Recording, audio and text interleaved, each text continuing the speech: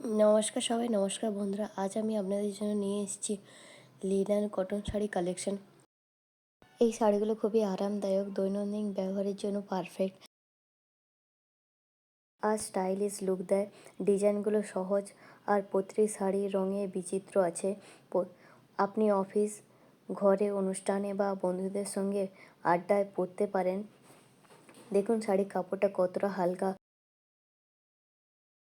এই এক কালারের শাড়িটা দেখতে আকর্ষণীয়। বিভিন্ন রং এবং স্টাইলের জন্য আপনারা পছন্দের শাড়ি এখানেই পাবেন।